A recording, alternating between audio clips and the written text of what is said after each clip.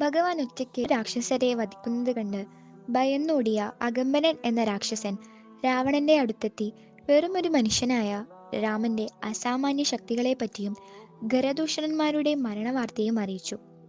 ഇത്രയും രാക്ഷസരെ വധിക്കാൻ സഹോദരന്റെ സഹായം പോലും വേണ്ടിവന്നില്ല എന്ന കാര്യം രാവണനെ അത്ഭുതപ്പെടുത്തി.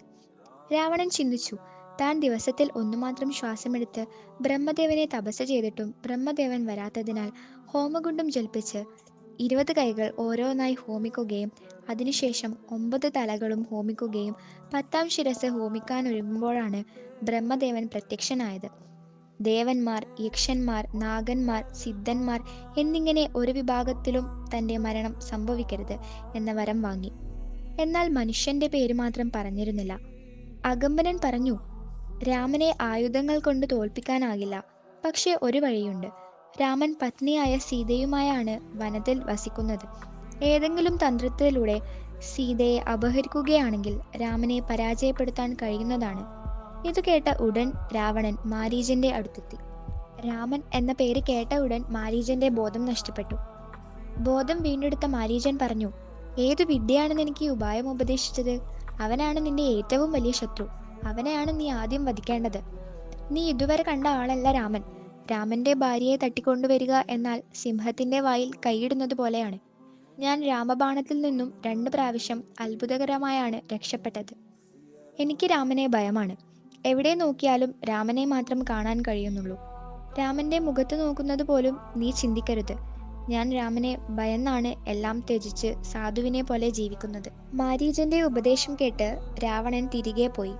എന്നാൽ ഉടൻ തന്നെ ശൂർപ്പണഖ രാവണന്റെ അടുത്തെത്തി പല രീതിയിലുള്ള വാക്കുകളാൽ രാവണനെ പ്രകോപിപ്പിക്കുകയും സീതാദേവിയുടെ സൗന്ദര്യത്തെപ്പറ്റി രാവണനെ പറഞ്ഞ് പ്രലോഭിപ്പിക്കുകയും ചെയ്തു. രാവണൻ വീണ്ടും മാരീചന്റെ അടുത്തെത്തി മാരീചനെ കൂടെ വരുവാൻ പല രീതിയിൽ ഭീഷണിപ്പെടുത്തി നിർബന്ധിതനാക്കി. മാരീചൻ പല വിധത്തിൽ ഉപദേശങ്ങൾ നൽകിയെങ്കിലും രാവണൻ കേൾക്കാൻ തയ്യാറായില്ല. ഒടുവിൽ രാവണന്റെ കൈകൊണ്ട് മരിക്കുന്നതിനേക്കാൾ ഭേദം രാമബാണത്താൽ മരിക്കുന്നതാണെന്ന് ചിന്തിച്ച് മാരീചൻ മനസ്സില്ലാ മനസ്സോടെ പുറപ്പെട്ടു. രഥത്തിൽ കയറി ആകാശമാർഗേണ സഞ്ചരിച്ച് ദണ്ഡകാരണ്യത്തിൽ എത്തിച്ചേർന്നു.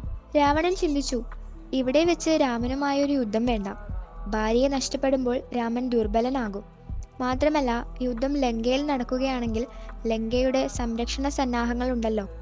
രാവണൻ മാരീചനോട് മായാവിമാനായി വേഷം മാറുവാൻ ആവശ്യപ്പെട്ടു.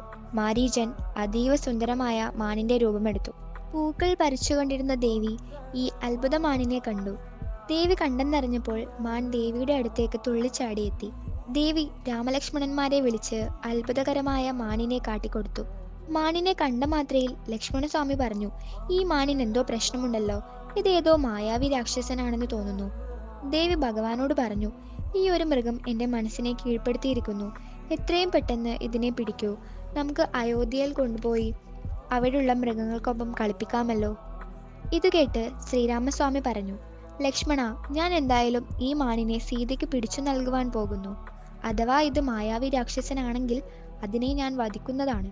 സീതയുടെ സംരക്ഷണത്തിനായി നീ ഇവിടെ തന്നെ നിൽക്കണം. ഭഗവാൻ മാനിന് പിന്നാലെ പോയി. മാൻ അതിവേഗതയിൽ ഓടി. മാനിന് പിന്നാലെ 1 മണിക്കൂറോളം ഓടി തളർന്നപ്പോൾ ഭഗവാൻ മാനിന്റെ ദൂരം മനസ്സിൽ കണക്കാക്കി ദിവ്യാസ്ത്രം ആവാഹിച്ചയച്ചു. അസ്ത്രം മാനിന്റെ ഹൃദയത്തിൽ തുളച്ചു കയറിയതും ഭീകരരൂപിയായ രാക്ഷസൻ രാമന്റെ ശബ്ദത്തിൽ ഉറക്കെ വിളിച്ചു, ലക്ഷ്മണ, ഓടിവരൂ, രക്ഷിക്കൂ. മാനിന് പിന്നാലെ ഓടിയ ദൂരം ഭഗവാൻ തിരിച്ചു ഓടാൻ തുടങ്ങി. ദേവിക്ക് എന്തെങ്കിലും ആപത്തുണ്ടാകുമോ എന്ന് ഭയന്നു. ചുറ്റും അശുഭ ലക്ഷണങ്ങൾ കാണുവാൻ തുടങ്ങി. രാമന്റെ ശബ്ദം കേട്ട സീതാദേവി ലക്ഷ്മണനോട് പറഞ്ഞു, ലക്ഷ്മണ, നീ ആ ശബ്ദം കേട്ടില്ലേ? വേഗം ചെല്ലൂ. രാമന് നിന്റെ സഹായം ആവശ്യമുണ്ട്. ലക്ഷ്മണൻ ഒരു കുലുക്കവുമില്ലാതെ നിൽക്കുന്നത് കണ്ട് സീതാദേവി വീണ്ടും വീണ്ടും പോകുവാൻ നിർബന്ധിച്ചു. ഒടുവിൽ ദേവി ക്രൂരമായ വാക്കുകൾ ലക്ഷ്മണനോട് പറയുവാൻ തുടങ്ങി. നീ മിത്രമായി നിന്നുകൊണ്ട് മനസ്സിൽ തെറ്റായ ആഗ്രഹങ്ങൾ സൂക്ഷിക്കുന്നവനാണെന്ന് ഞാൻ അറിഞ്ഞില്ല. നിനക്ക് അയോധ്യയിലെ രാജാവാകണം എന്നതാണ് ആഗ്രഹം. അതുകൂടാതെ എൻ്റെ മേലും തെറ്റായ കണ്ണുണ്ട്. അതിനാലാണ് നീ രാമനെ സഹായിക്കാൻ പോകാത്തത്. ഇത് കേട്ട് ചെവി പൊത്തിക്കൊണ്ട് ലക്ഷ്മണസ്വാമി പറഞ്ഞു, അവിടുത്തെ പതിയെ ദേവന്മാർക്കോ അസുരന്മാർക്കോ ആർക്കും ഒന്നും ചെയ്യാൻ കഴിയില്ല. ഇപ്പോൾ കേട്ടത് മായാവിയായ രാക്ഷസന്റെ ശബ്ദമാണ്.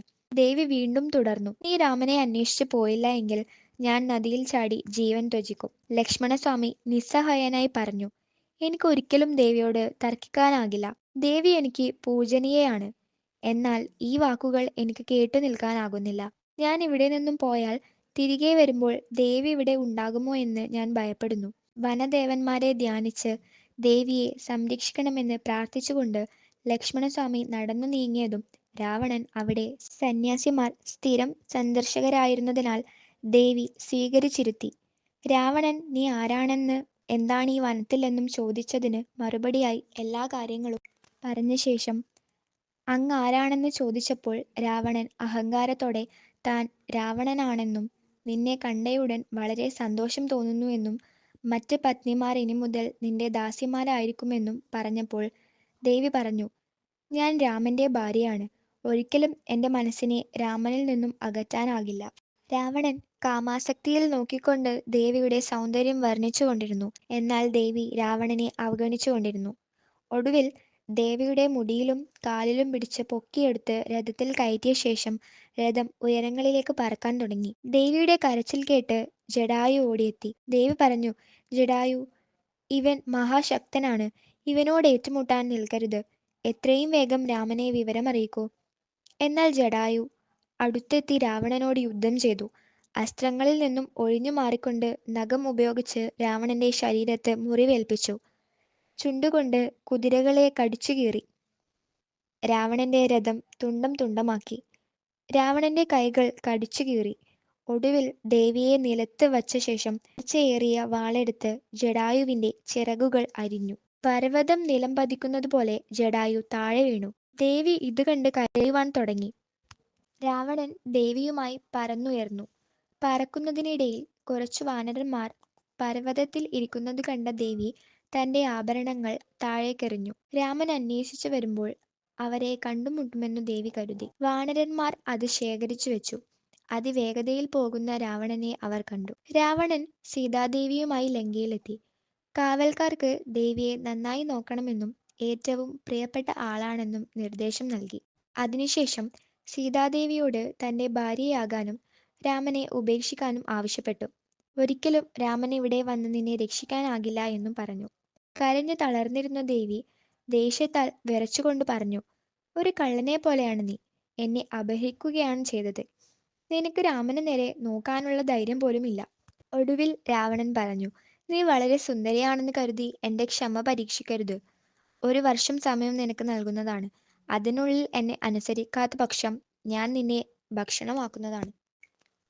ചുറ്റുമുള്ള രാക്ഷസിമാരോട് പറഞ്ഞു, ഇവളെ എല്ലാ ശോകങ്ങളും മാറ്റുന്ന അശോകവാടിയിലിരുത്തു. സുന്ദരമായ ഉദ്യാനം കാണുമ്പോൾ ഇവളുടെ മനസ്സ് മാറും. നിങ്ങൾ ചുറ്റും നിന്ന് എൻ്റെ ശക്തികൾ വർണ്ണിച്ചു കേൾപ്പിക്കൂ. ഇത്രയും പറഞ്ഞ് ദേഷ്യത്തോടെ രാവണൻ അവിടെ നിന്നും പോയി. ഇവിടെ പറയുന്ന അശോകവൃക്ഷത്തിന്റെ പുഷ്പം കാണുമ്പോൾ തന്നെ ഉള്ളിലെ ശോകം ഇല്ലാതാകും. അതിനാലാണ് ആ വൃക്ഷത്തിന് അശോക എന്ന് പേര് വന്നത്. എന്നാൽ ആ ഉദ്യാനത്തിലിരുന്നിട്ടും ദേവി രാമ രാമ എന്ന് വിളിച്ചുകൊണ്ടിരുന്നു. ശ്വാസമെടുക്കാൻ മറന്നാൽ പോലും രാമനാമത്തിൽ ദേവി പൂർണ്ണമായും ആശ്രയിച്ചു. രാവണൻ സ്വന്തം സ്വാർത്ഥതയ്ക്കു വേണ്ടി മാത്രം ഒരുപാട് രാക്ഷസന്മാർ കൊല്ലപ്പെട്ടു എന്നറിഞ്ഞിട്ടും വീണ്ടും മാരീചനെയും മറ്റ് രാക്ഷസന്മാരെയും ബലിയെടുക്കുകയാണ്. മറ്റുള്ളവരുടെ ജീവന് ഒരു വിലയും നൽകുന്നില്ല. എന്നിട്ട് സീതാദേവിയെ രാമനിൽ നിന്നും തട്ടിക്കൊണ്ടുവന്നപ്പോൾ, അതായത് രാമനില്ലാതെ സീതയെ മോഹിച്ചപ്പോൾ, നാരായണനില്ലാതെ ലക്ഷ്മിയെ മാത്രം ആഗ്രഹിക്കുന്ന ഭഗവാനെ വേണ്ടാതെ പണത്തിന് പിന്നാലെ മാത്രം പോയി അർഹതയില്ലാതെ ആർജിക്കുന്ന സമ്പത്ത് സീതാദേവിയെ പോലെയാണ്. അത് തീർച്ചയായും ആ കുലത്തിന്റെ തന്നെ നാശത്തിന് കാരണമാകും. സീതാദേവി ഭഗവാന്റെ ശക്തിയാണ്. ഭഗവാന്റെ ഭാര്യയെ തൊടാൻ ആർക്കും കഴിയില്ല. ആ സീതയെയാണ് രാവണൻ അപഹരിച്ചത്. ഇത് നമുക്കും ഒരു പാഠമാണ്.